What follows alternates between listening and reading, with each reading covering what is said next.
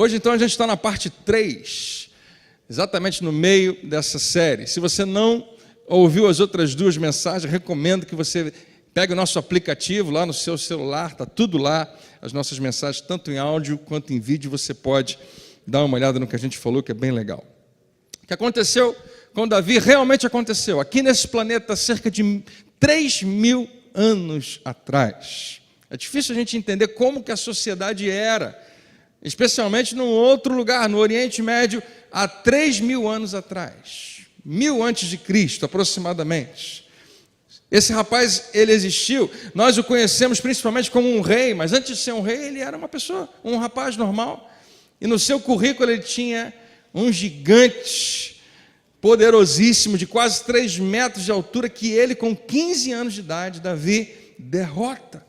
E é um dos momentos mais marcantes de toda a história de Israel. É uma história que fica conhecida em todo o planeta. E hoje todo mundo sabe, mesmo que não conheça muito sobre Davi, sabe que existe essa história. De um rapaz que matou um gigante, se torna um herói popular da noite para o dia. Mas agora, ele é um fugitivo. O rei, extremamente instável, inseguro, não consegue lidar com a popularidade de Davi, e acaba perseguindo e perseguindo e perseguindo. Chega uma hora que Davi tem que ir embora para não ser morto. Ele realmente está correndo risco de vida. Foi o que a gente falou na semana passada. E ele começa a tomar as piores decisões. E nos próximos anos ele vai ser um fugitivo. Mais ou menos 8 anos. Está sobrevivendo em terras estrangeiras que não é o seu lugar. E ele reúne junto com eles um bando de homens que mais ou menos tem histórias parecidas. Antes ele era o responsável pela guarda pessoal do rei Saul. Tinha 1000 homens que andavam com Davi. Agora ele é um fugitivo. Parte desses homens o seguiram e outros também se envolveram. E ele tem cerca de 600 homens. Agora não mais soldados. Ele fala homens ou rapazes que estão com ele, que acreditam nele, que confiam na liderança dele, que estão dispostos ao que for para estar envolvidos no que Davi estiver interessado. Todos eles estarão, de alguma maneira, fora da lei. Todos eles estão agora fugitivos, como Davi.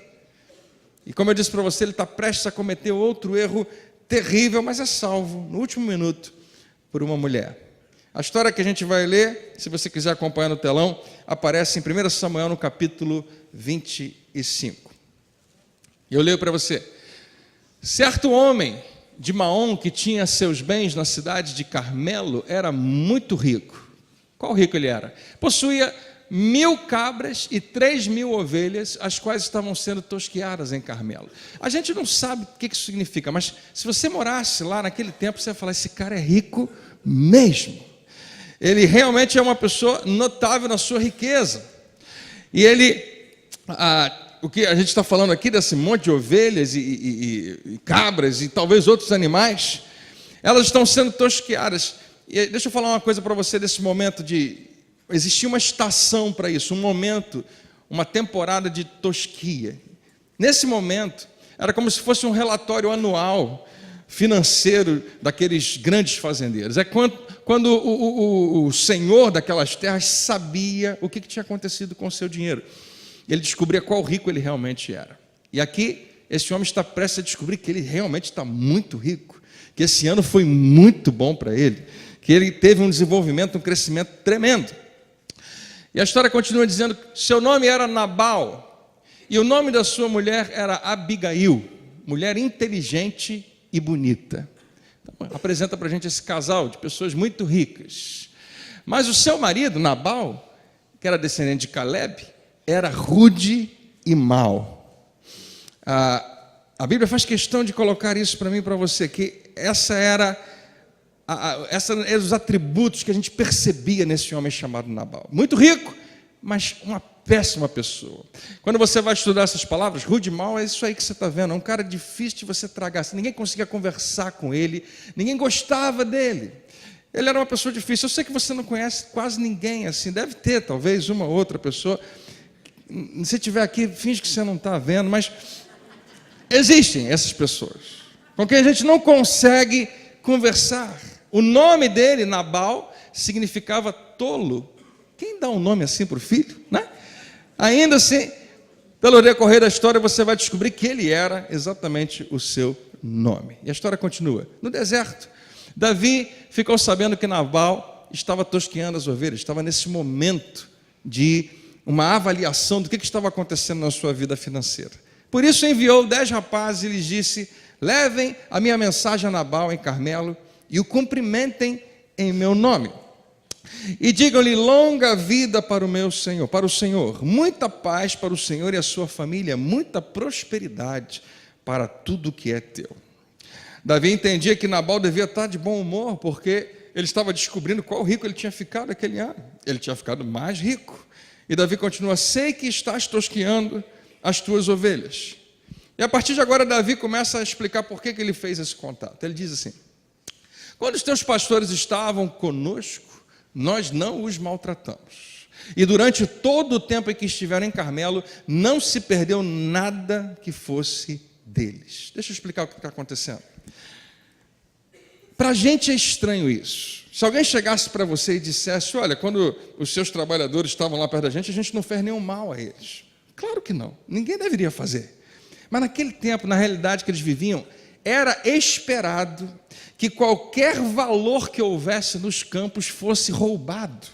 Era esperado que eles estavam sempre vulneráveis a todo tipo de perigos, fosse de assaltantes, ou alguns guerreiros que estivessem passando, ou animais do campo. Mas durante aquele ano todo, Davi faz questão de dizer: nós ajudamos você a cultivar o que vocês estavam cultivando. Você ficou mais rico, Nabal. E em parte a razão de você ter ficado mais rico é porque nós guardamos vocês. Nós estivemos em volta de vocês e não permitimos que ninguém chegasse perto. Nenhum mal foi feito, e nós mesmos que poderíamos, em qualquer momento, ir lá e pegar alguma coisa para a gente e maltratar os teus empregados e tudo isso, e pegar o que a gente quisesse. Nenhum momento a gente fez isso. Mais uma vez, é um discurso que para a gente parece que não deveria acontecer, mas Davi sabe que isso aqui é real. E o que está acontecendo, normalmente não era esperado. Eles realmente tiveram um tempo muito bom. Se Nabal teve algum lucro aquele ano, era devido em parte à proteção de Davi ao longo do ano. E Davi continua dizendo para ele falar: pergunte a eles, Nabal, pergunte aos seus empregados, e eles lhe dirão. Por isso, seja favorável, pois estamos vindo em época de festa. Tempo de tosquia, no tempo de festa, é no tempo de alegria. Por favor, dá a nós, os teus servos, e ao teu filho Davi o que puderes. Em outras palavras, Davi está falando: já que nós fomos muito favoráveis a você, e ajudamos você, e o seu crescimento aconteceu em parte por nossa causa, que tal você também nos abençoar de alguma maneira? Você nos dá alguma coisa, nos dá, porque nós estamos aqui, nesse deserto. Todo tipo de provisão é muito bem-vinda. Lembrando, Nabal, que a qualquer momento nós poderíamos ter ido lá e roubado tudo de você, mas a gente não fez isso. Versículo 9: os rapazes foram e deram a Nabal essa mensagem em nome de Davi, e ficaram esperando. E agora Nabal vai responder. Nabal respondeu, a Bíblia já nos disse que ele era rude e mau. Então os servos de Davi: quem é esse Davi? Quem é esse filho de Jessé? E ele faz uma observação: hoje em dia muitos servos estão fugindo dos seus senhores. Em outras palavras, eu sei quem é esse cara. Ele é um fugitivo da lei. Ele é alguém que não tem o favor do rei na vida dele, e ele vem aqui me pedindo coisas. Que negócio é esse? Nabal não dá muito ouvido ao que estava sendo dito a ele, simplesmente tem essa postura que muitas vezes eu e você também temos. Por que eu deveria pegar o meu pão e a minha água e carne do gado que eu abati para os meus tosquiadores e dá-los a homens que vêm não se sabe de onde? Esse é o discurso de Nabal. Quem é esse Davi? Ele é um fora da lei, ele é um fugitivo. Eu não pedi ajuda de ninguém, e eu acho que eu não devo nada a ninguém. Por que eu vou fazer alguma coisa por eles? E então, os mensageiros de Davi voltaram, e ao chegarem, relataram a ele cada uma dessas palavras. E como eu costumo dizer para você, é aqui que a trilha sonora muda de tom, porque o que vai acontecer em seguida é um pouco mais tenso. Davi fez, durante muito tempo, durante os últimos meses, um gesto de grande bondade para com esse homem. Foi bom com ele, ajudou e serviu sem ganhar absolutamente nada. E agora ele tem um discurso muito educado e recebe um fora desse tamanho. O versículo seguinte diz o seguinte: Davi ordenou aos seus homens: ponham suas espadas na cintura. Você sabe o que isso significa? E assim eles fizeram. E também Davi. Cerca de 400 homens agora vão marchar com Davi até onde Nabal está, com um propósito. Você sabia que domínio próprio, controlar a si mesmo, é como se fosse um músculo que a gente exercita? Nós precisamos de oportunidades para exercitar esse músculo de controle, de autocontrole, de domínio próprio. Mas como qualquer músculo que você exercita, chega uma hora que você não aguenta mais. Você pode esgotá-lo completamente.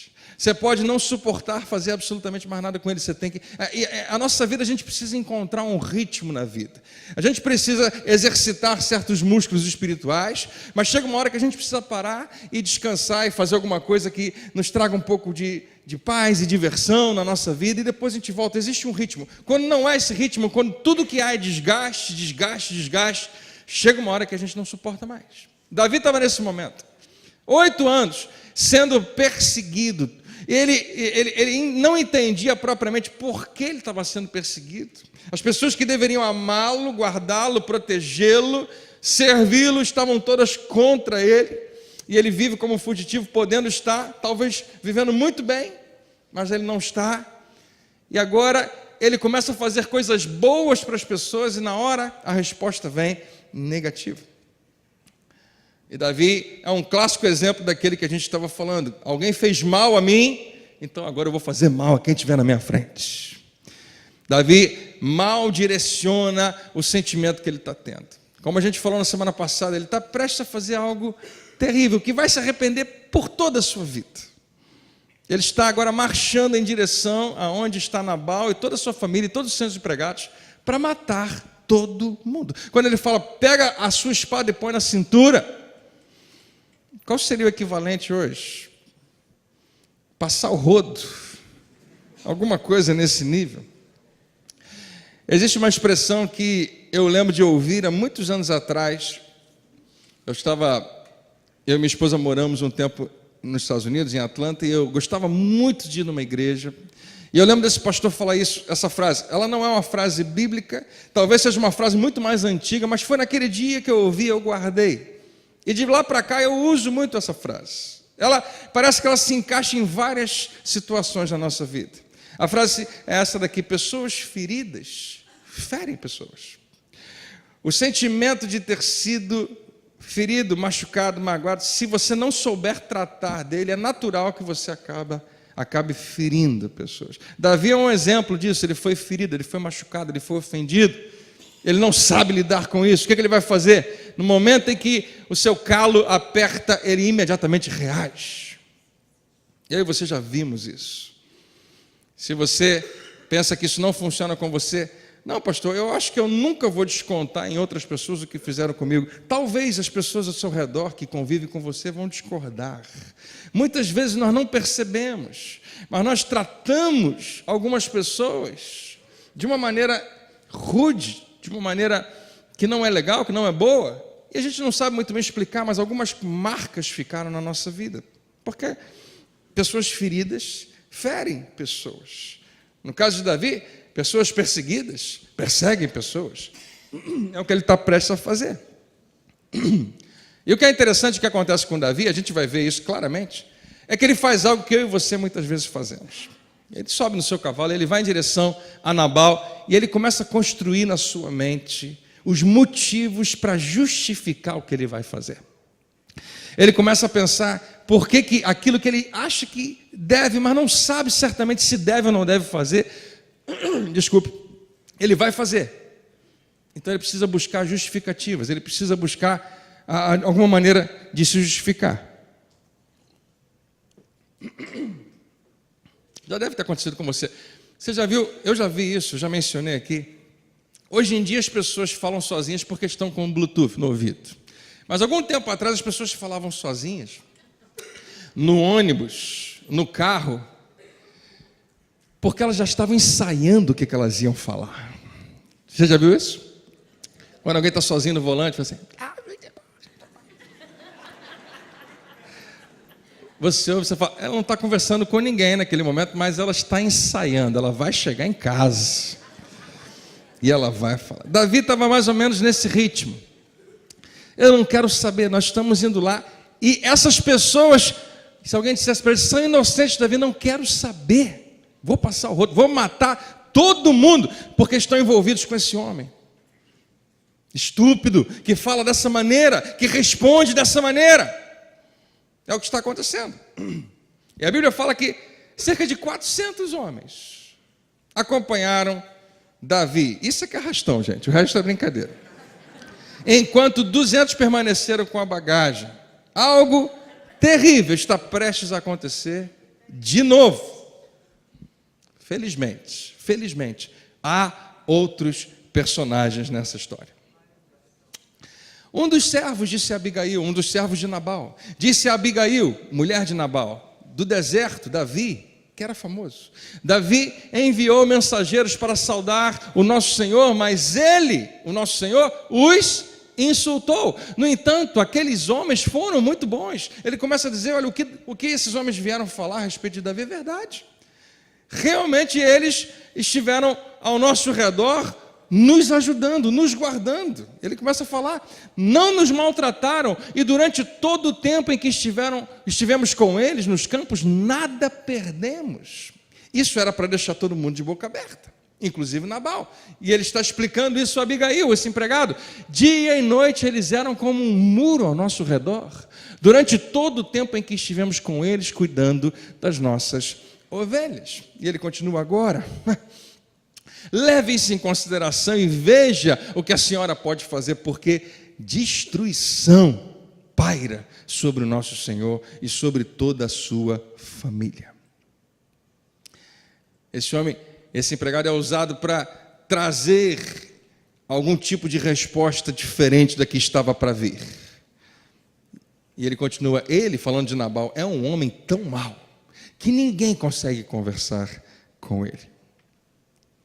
Ouvindo isso, a gente vai ver agora a maneira como essa mulher, Abigail, responde. A Bíblia faz questão de dizer que ela é muito bonita e que ela é muito inteligente. E você vai ver, porque se você ler isso rapidamente, é muito fácil a gente passar por cima de como ela constrói o seu discurso. Mas a revelação da inteligência dessa mulher é impressionante. Eu queria deixar com você hoje. Que ela seja uma inspiração para as mulheres e para os homens que estão aqui. Que alguém diga amém. A gente vai analisar resposta de Abigail. Versículo 18, imediatamente. Abigail pegou 200 pães, 2 vasilhas de couro cheias de vinho, 5 ovelhas preparadas. A Bíblia faz questão de colocar isso em detalhes. 5 medidas de grãos torrados, aproximadamente 20 a 30 quilos. 100 bolos de uvas passas e 200 bolos de figos prensados. E os carregou em jumentos. E disse aos seus servos, vocês vão na frente, e eu os seguirei. Ela, porém, nada disse a Nabal, seu marido. Mulher esperta. Eu não acho que isso funciona sempre, mas nesse caso aqui, ela foi esperta. E enquanto ela ia montada num jumento encoberta pela montanha, eu acho fantástica a narrativa bíblica, Davi e seus soldados estavam descendo em sua direção. E ela os encontrou. Você precisa enxergar o que está acontecendo. Você tem que ler a sua Bíblia. É sensacional a narrativa. Essa mulher agora está subindo agora com suas servas e servos preparados, jumentos como uma carga, e ela está subindo numa espécie de um caminho lá, de uma cordilheira, né, e ela sobe, e quando chega lá em cima ela vai ver 400 homens fazendo uma fila gigantesca, armados, com cavalos, com tudo, vindo na direção deles. Até que chega um momento onde eles vão se encontrar. Para de um lado, para de outro, e algo precisa acontecer. E o que está acontecendo é que Davi está cavalgando furiosamente, na intenção de matar a todos os homens, todos eles. A Bíblia narra dessa maneira, quem for do sexo masculino vai morrer. Ainda bem que a gente não vive mais naquele tempo que os homens digam amém. Eu não entendi por que isso, né? Todos são do sexo masculino, mas tudo bem. E E aqui a Bíblia nos mostra o que está acontecendo dentro de Davi. Isso é muito legal. Não apenas você vê as atitudes dele, as palavras, você começa a ver como é que o coração dele está funcionando. Versículo 21. Davi tinha dito, aparentemente os homens tinham ouvido isso ficou registrado. Davi tinha dito, de nada adiantou proteger os bens daquele homem no deserto. Não serviu para nada, não adiantou de nada. Ele falou assim, para que nada se perdesse. E esse final diz assim, ele me pagou o bem com o mal. Nós fizemos um bem a ele. Ele nunca nos contratou, mas nós éramos a garantia dele. Nós o fizemos bem e ele paga com mal. E agora Abigail entra em cena. Quando Abigail viu Davi descendo depressa, desceu depressa do jumento e prostrou-se perante Davi, rosto em terra. O que é muito estranho, porque essa mulher é uma mulher rica, uma mulher casada com um homem muito rico, ela é dona daquelas terras, possivelmente. Davi não era uma figura da nobreza, ele era um fugitivo da lei daquele tempo. O que deveria acontecer era o contrário. Mas Davi observa essa mulher nobre sair do seu jumento com tudo aquilo e se colocar no chão e colocar o seu rosto em terra. Isso chama a atenção de Davi. Imediatamente ele percebe que ele está lidando com alguém que é muito inteligente. E para a gente enumerar algumas características da resposta de Abigail, eu preciso chamar a sua atenção para isso, porque me chama muita atenção. Em primeiro lugar, na resposta de Abigail, você vai ver que ela trata Davi como se ele já fosse o homem que ela espera que ele se torne. Ela trata ele olhando para o seu potencial. Ela trata ele pensando que ele já é, embora não seja, o homem que ela tanto quer que ele seja. E mulheres, quem é mulher aqui, diga amém. Eu preciso que você tome nota disso em algum nível. Guarda no seu coração. O que essa mulher faz agora funciona com a gente, com os homens, mesmo quando a gente sabe o que você está fazendo. Mesmo quando a gente percebe que tem um toque de manipulação, ainda assim funciona. É impressionante. Eu não sei explicar porquê, né? Mas você pode até avisar para o seu marido, né? Para alguém que quer que seja, olha, eu vou fazer aquele negócio onde eu faço você se sentir bem para você fazer alguma coisa por mim, do tipo, querido, você é tão forte. Eu tenho certeza, eu aposto que você consegue carregar todas essas sacolas lá para fora com uma mão só. E o marido sabe, mas ainda assim ele olha assim, tá bom, eu vou lá. E a gente muitas vezes, né? É natural, porque funciona. O que a gente está falando aqui, eu sei que quando eu falo que tem um toque de manipulação, não existe nenhuma manipulação que seja boa, que seja útil. Principalmente tratando de cristãos, mas eu queria entender de uma outra maneira. Ela não está apenas manipulando, ela está afirmando. Preste atenção, ela trata Davi como se ele já fosse. Há uma expressão bíblica que diz que fé é chamar as coisas que não são como se já fossem. Em algum nível ela está operando também em fé, como se ele já fosse um homem que ela espera que ele se torne. Versículo 24. Ela caiu aos seus pés e disse, meu senhor, a culpa é toda minha, por favor, deixa a tua serva lhe falar e ouve o que ela tem a dizer. Meu senhor, não deis atenção àquele homem mau, Nabal. Ele é insensato, conforme o seu nome significa. E a insensatez o acompanha. Contudo, eu, tua serva, não vi os rapazes que o Senhor enviou. Ou seja, a resposta teria sido diferente. E é isso, e talvez essa noite seja para afirmar isso para você. A maneira como a gente fala faz toda a diferença. Toda a diferença. É impressionante. E casais, preste atenção, precisam descobrir quem é o melhor porta-voz entre os dois. Porque muitas vezes a gente perde oportunidades muito grandes porque um dos dois não sabe como responder, não sabe como falar, mas o outro, aliança é isso, né? Um tem uma força, o outro não tem. Tem uma capacidade e é diferente. E é muito importante que isso aconteça. Essa mulher sabia, quem tinha que ter recebido vocês não era aquele homem, era eu. Teria sido diferente. Versículo 26. Sim. O que vai acontecer aqui agora, eu penso que não é uma manipulação, mas é uma reafirmação. Não sei se você está familiarizado com a série Guerra nas Estrelas. Guerra nas Estrelas tem um personagem, na verdade um grupo de personagens que são os Jedis. Quem já ouviu falar no Jedi? Não tem quase ninguém aqui. Ah, beleza. O Jedi tem um poder, alguns personagens, um dos poderes dele é que ele consegue fazer as pessoas fazerem o que ele quer que faça. Do tipo, você não vai fazer nada agora comigo. E a pessoa fala, não vou fazer nada agora com você, deixa ela passar. Do tipo, você vai fazer aquilo, a pessoa imediatamente obedece. O que ela vai fazer é um truque Jedi agora com Davi. Ela vai falar para Davi, você não vai fazer o que você estava querendo fazer. E Davi ouve e praticamente obedece. Ela trata Davi como se o que ela estivesse falando já tivesse acontecido, mas ainda não aconteceu. Ela fala, agora meu Senhor, juro pelo nome do Senhor e por tua vida que foi o Senhor que o impediu. Impediu de quê? Eu ainda estou marchando. O impediu de derramar sangue e de vingar-se com as tuas próprias mãos. Você não vai fazer o que você estava querendo fazer, você não vai fazer o que você... Tá bom? Davi, né?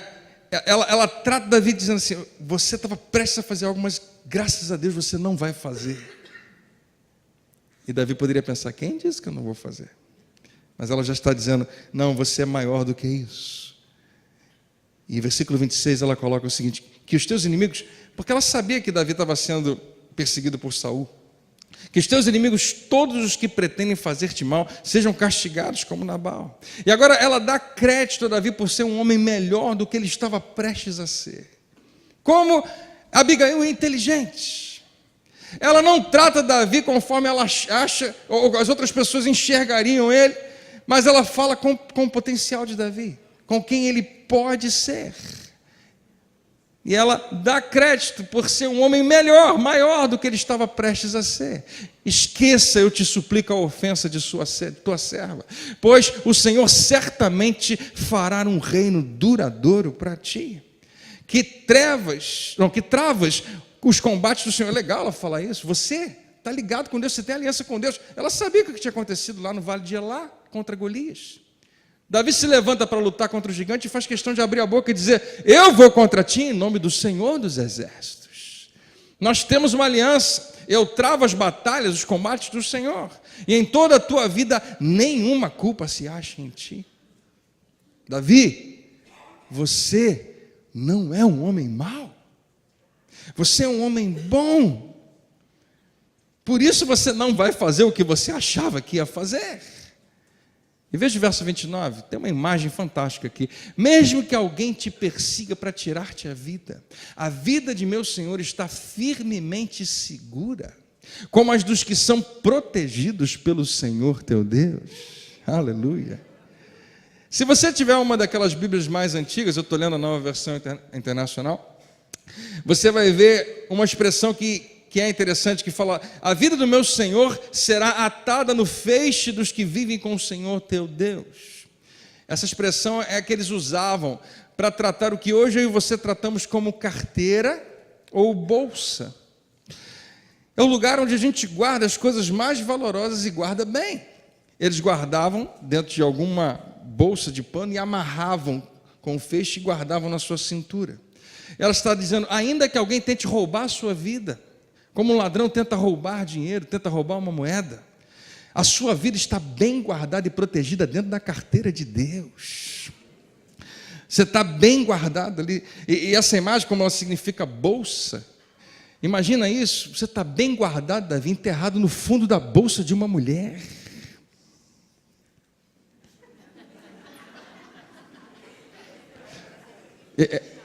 E aqui entra uma situação que eu acho que é uma boa ilustração como marido, que eu acho que os maridos aqui vão entender. Tem muitas coisas que as nossas esposas nos pedem, e a minha esposa é muito organizada em muita coisa, mas quando ela fala assim, pega lá dentro da minha bolsa, eu começo a tremer, e eu penso, é melhor não, é um mergulho muito profundo, eu não tenho toda essa responsabilidade e maturidade para colocar a minha mão ali. Porque o que acontece lá dentro, né, é impressionante. Davi, ainda que alguém tente roubar você, a sua vida, você está bem guardado, escondido, protegido. um lugar onde ninguém vai conseguir te encontrar. Na carteira de Deus. Alguém diz amém? E agora ela começa a lembrar Davi, ela traz à memória um passado glorioso de Davi. No discurso dela tem tudo isso.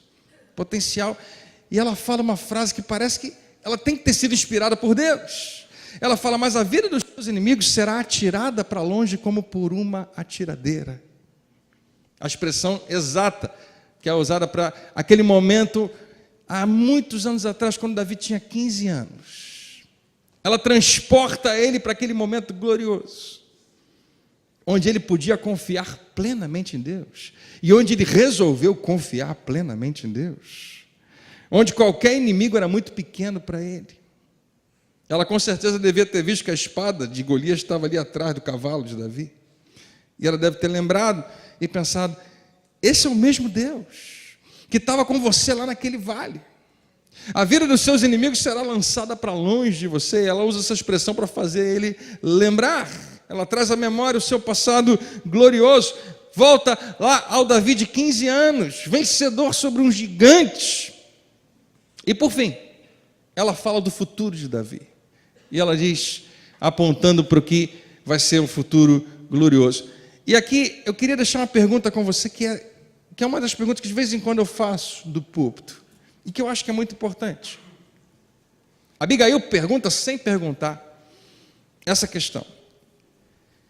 Que história você quer contar quando tudo isso não passar de uma história que você conta? Davi, o que você está vivendo agora, eu sei que é muito grande para você, mas vai passar, vai ficar para trás e vai ser apenas uma história que você conta. E aqui olha para mim. Eu posso dizer a mesma coisa sobre você. O que você está vivendo nesse momento, a pressão dos sentimentos, as circunstâncias ao seu redor, também vai ficar para trás, vai passar. E vai ser apenas uma história que você conta. Que história você quer contar? O que você quer contar, Davi? E ela diz o seguinte, da seguinte maneira, quando o Senhor tiver feito ao meu Senhor todo o bem que prometeu e tiver nomeado líder sobre Israel, meu Senhor não terá no coração o peso de ter derramado sangue desnecessariamente, nem de ter feito justiça com as próprias mãos. Davi, você quer contar que história? Quando alguém te perguntar, como é que você chegou à posição de rei? Como é que é? E você caminhou até esse lugar? Eu matei quem estava na minha frente. Essa é a história que você quer contar? Eu derramei sangue inocente simplesmente porque estava com raiva. Essa é a história que você quer contar, Davi? Eu tomei decisões precipitadas e eu não quis nem saber das consequências. Um dia vai ser só uma história. E qual a história que você quer contar? E ela termina dizendo, e quando o Senhor tiver abençoado a ti, lembra-te da tua serva. E aí Davi parece que recupera os seus sentidos, a temperatura emocional começa a cair, começa a baixar. E Davi entende que o que está acontecendo é um livramento de Deus. E ele fala, Davi disse a Abigail, bendito seja o Senhor, o Deus de Israel, que hoje a enviou ao meu encontro. Eu estava prestes a matar muita gente, mas no último minuto fui salvo por uma mulher. Seja você abençoada pelo seu bom senso, e por evitar que eu hoje derrame sangue e me vingue com as minhas próprias mãos. Então, Davi aceitou o que ela havia lhe trazido e disse, vá para sua casa em paz, fica tranquila. Eu ouvi o que você disse e atenderei ao seu pedido. Quando Abigail retornou a Nabal, ele estava dando um banquete em casa, como o banquete de um rei. Não fazia a menor ideia de que essa ia ser a última noite da sua vida, caso sua mulher não tivesse interceptado o seu assassino. Está em casa, feliz, bebendo, essa Bíblia diz, ele estava alegre, bastante bêbado, e ela nada lhe falou até o amanhecer. Vou esperar ele ficar legal. O que adianta falar com bêbado? Ele não lembra de nada. Quando for de manhã cedo, a gente trata desse assunto. E o dia chegou. De manhã, quando Nabal estava sóbrio, sua mulher lhe contou todas essas coisas. E ele sofreu um ataque e ficou paralisado como uma pedra. Cerca de 10 dias depois, o Senhor feriu a Nabal e ele morreu. Interessante. E então, Davi enviou uma mensagem a Abigail, pedindo-lhe que se tornasse a sua mulher.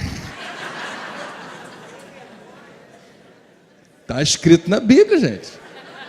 Pode ler lá. E veja, Abigail logo montou no jumento e, acompanhada por suas 5 servas, foi com os mensageiros de Davi e tornou-se a sua mulher, e eles viveram felizes para sempre. Fim.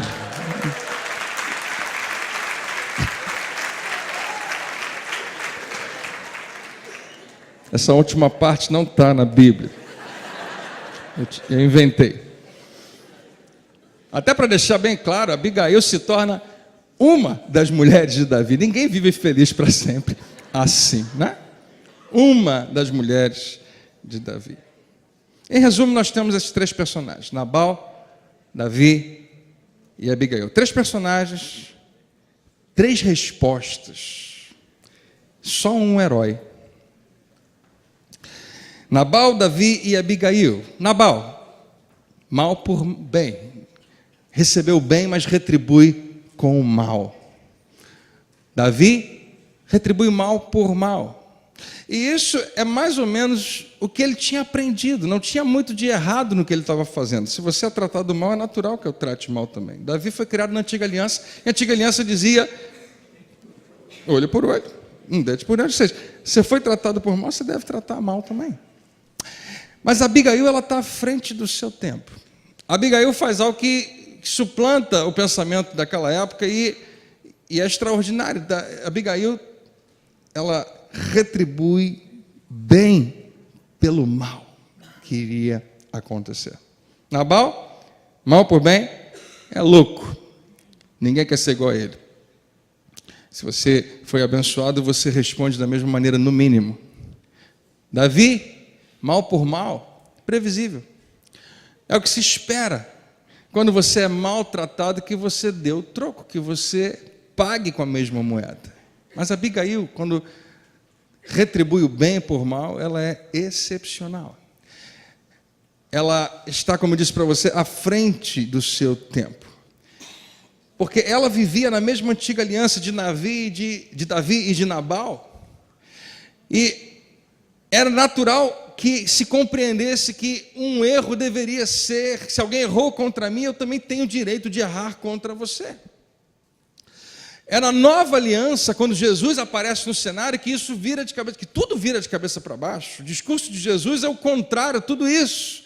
E somente essa mulher, Abigail, há 1000 anos atrás de Jesus aparecer, ela teve uma compreensão e da sabedoria que está envolvida quando você paga o mal que foi feito a você com bem.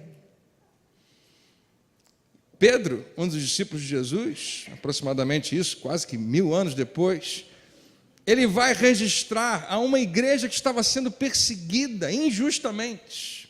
Depois de ter visto o seu mestre, o seu Senhor, ser julgado e morto injustamente, depois de vê-lo ressuscitar, Pedro, que você conhece um pouquinho, que também, parecido com Davi, era um cara que era impulsivo nas suas emoções, ele escreve à igreja, 1 Pedro capítulo 3, verso 9, ele fala: não retribuam mal com mal. Mas Pedro, a culpa não é minha. Não retribuam mal com mal. Mas foi ele que começou. Não retribuam mal com mal. Mas ele merece. Não retribuam mal com mal. Nem insulto com insulto. Só no Facebook. Não retribua mal com mal. Pelo contrário, abençoe. Diga comigo, abençoe. Pois para isso vocês foram chamados. Ele está falando para a igreja. E eu acho que eu também. Para isso vocês foram chamados, para receberem bênção, favor, por herança. E aí Pedro faz um negócio interessante. Ele cita Davi. No próximo versículo, não o Davi de 15 anos, nem de 22 anos, nem nesse momento, mas Davi já idoso, quando ele está relatando, escrevendo as suas poesias. marcando os momentos da sua vida. Pedro lembra de esse Davi de 1000 anos atrás e lembra e registra também na sua carta. E ele menciona o que está escrito lá no Salmo, que diz: pois quem quiser amar a vida e ver dias felizes, guarde a sua língua do mal.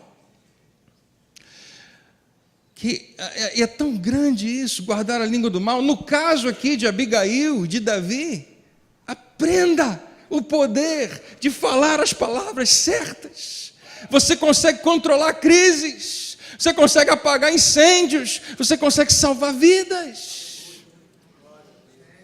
Guarde a sua língua do mal e os seus lábios da falsidade. E ele termina o parágrafo dizendo: afaste-se do mal, faça o bem. Mas ele fez mal a mim, não importa, não retribua mal com mal, faça o bem, busque a paz com perseverança. De onde que Pedro tirou essa ideia maluca? De Jesus. Jesus menciona no seu discurso mais famoso, em Mateus no capítulo 5, ele fala: vocês ouviram o que foi dito, vocês estão acostumados com a antiga aliança, ame o seu próximo e odeie o seu inimigo.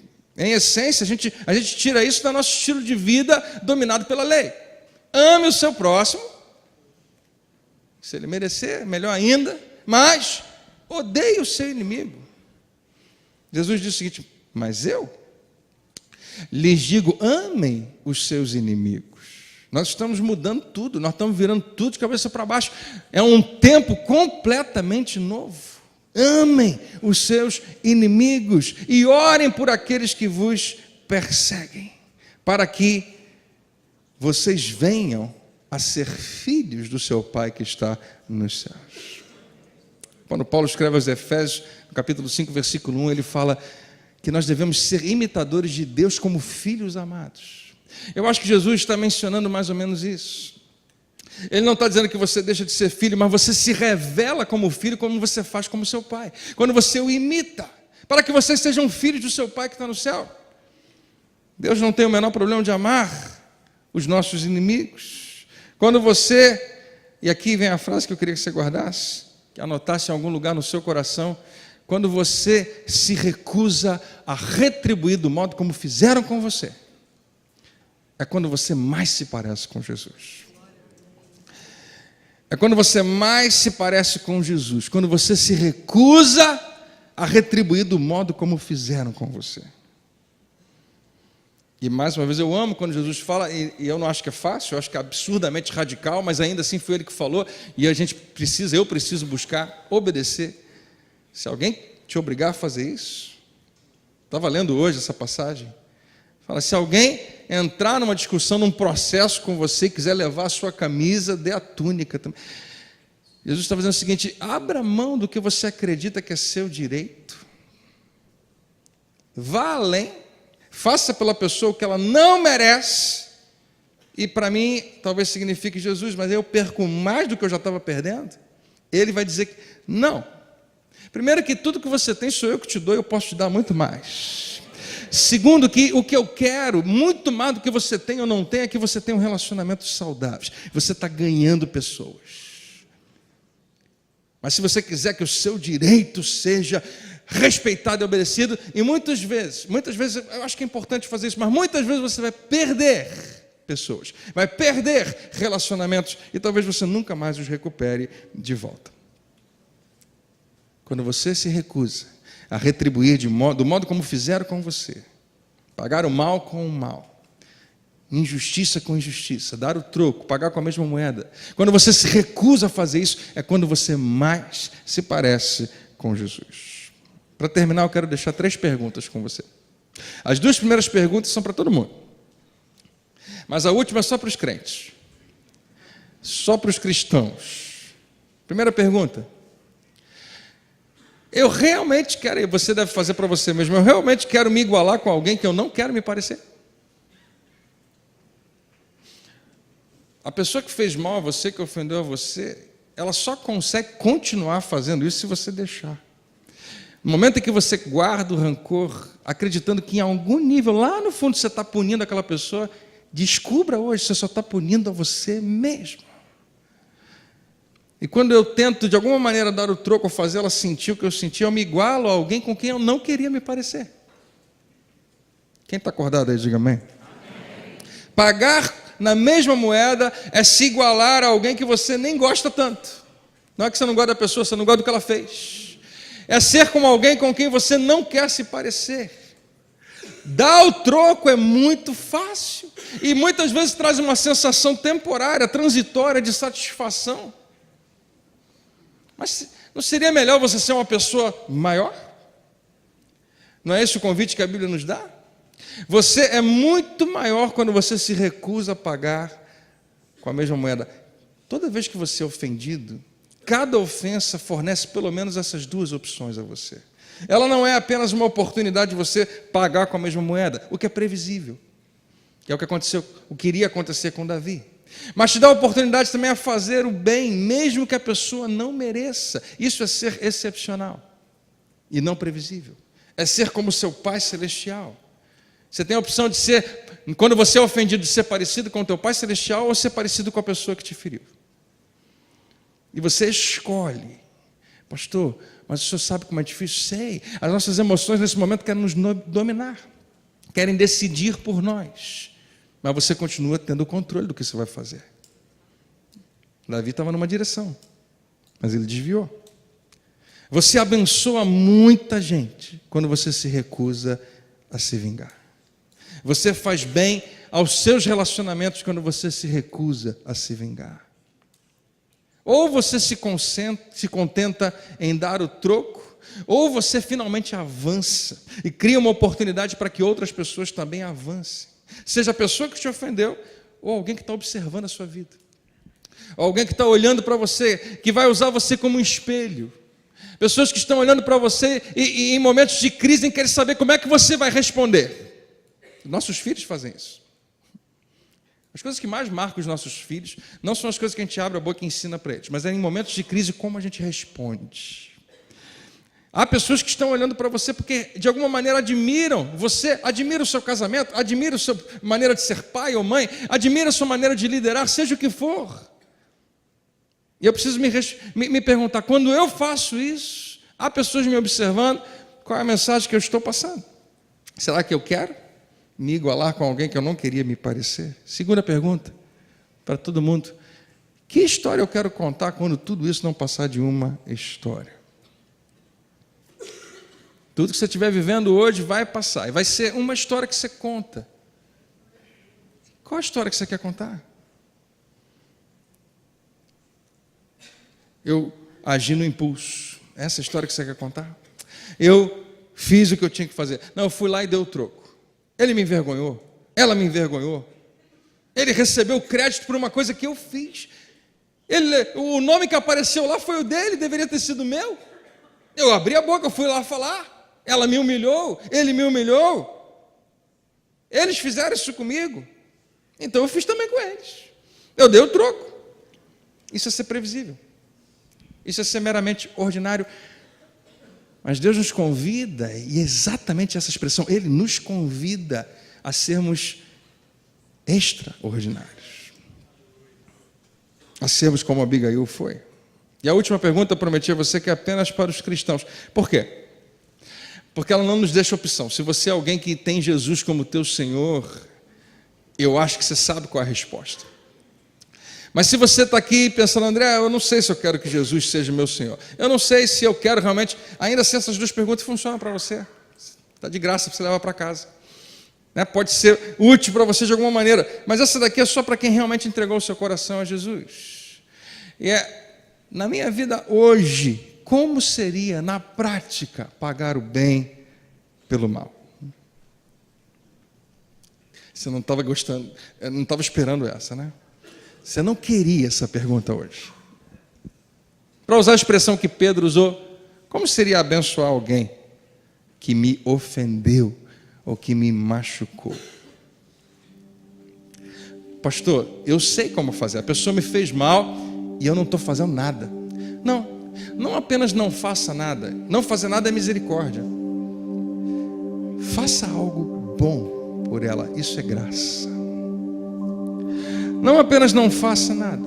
Faça alguma coisa. cristãos, crentes, essa é a nossa maior e melhor oportunidade de nos parecermos com o nosso Pai Celestial. É como a nossa história cruza com a história mais linda que já existiu, quando Deus retribui bem pelo mal que havia sido feito, quando Ele entrega o seu próprio Filho pelo nosso pecado, para pagar o preço pela nossa vida. Quando alguém chega para você e fala, nós estamos com uma necessidade, você pode nos ajudar? Ser generoso, ser compassivo está até na moda, não é tão complicado, não é tão difícil. Mas isso aqui, quando alguém fez mal a mim, quando alguém me ofendeu, quando alguém me feriu, quando eu estou ferido e machucado porque alguém foi irresponsável ou foi mal, seja o que for, e eu faço bem, isso é excepcional. Eu não estou pedindo para você fazer isso, não, eu estou junto com você. Nós não fazemos isso porque talvez outra pessoa tenha feito, mas nós fazemos isso, e eu preciso ancorar tudo que eu estou falando naquele que fez por nós. O convite que nós vemos em 1 Pedro é que você faça porque Ele, Deus, fez por você. Quando eu pago o bem pelo mal que me foi feito, nunca é e nunca vai ser porque aquela pessoa merece, e nunca vai ser porque eu sou bom demais. Não se engane. A gente faz isso em reverência, em amor ao nosso Deus, mesmo que eu não sinta vontade de fazer. Se você estiver no PG essa semana, e eu acho que é uma ótima ideia, a gente vai falar sobre esse assunto. Se você não está em nenhum PG, eu acho que é um ótimo momento para você entrar num, mesmo que seja só para essa semana. Eu acho que você vai poder conversar melhor sobre o que isso significa. O que significa hoje, na prática, na minha vida, nesses dias, fazer algo que pode me libertar, que eu não quero fazer, que não é fácil de fazer, que é doloroso, mas que pode ser libertador. Vamos conversar um pouco mais sobre isso. No PG não há limites para as perguntas que você quiser fazer. Nem todas a gente vai conseguir responder, mas é muito bom que você tenha a oportunidade de conversar sobre isso. Mas o convite vai continuar sendo: o que você pode fazer ainda? E como a gente pode ajudar você a fazer bem? E além, como eu disse para você, alguém fez algum mal a você, ser misericordioso é não devolver, é não fazer nada. Ser excepcional, ser gracioso, é, apesar do que foi feito, eu fazer o bem, eu me esforçar, eu realmente andar mais uma milha com alguém que não merece. Eu sei que algumas pessoas estão pensando assim: hoje não era para ter vindo, mas você veio. Talvez tenha sido Deus que trouxe você, e se Ele está dirigindo você nesse momento, eu tenho certeza que Ele tem o melhor guardado para você. Vamos ficar de pé? Em outras palavras, a regra dourada que a gente poderia adotar é: faça pelos outros precisamente o que eles não merecem que você faça. Assim você se parece mais com Jesus do que você poderia em toda a sua vida.